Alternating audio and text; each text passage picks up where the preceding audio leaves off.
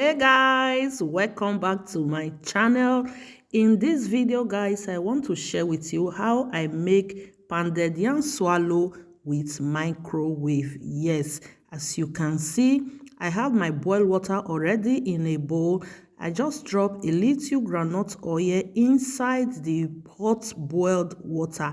Here is the poundo yam.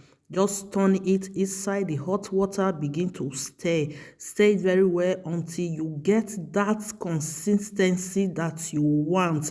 So guys, watch this video. This is very easy and simple to make. I like using this method because I don't want to stress myself to wash pots.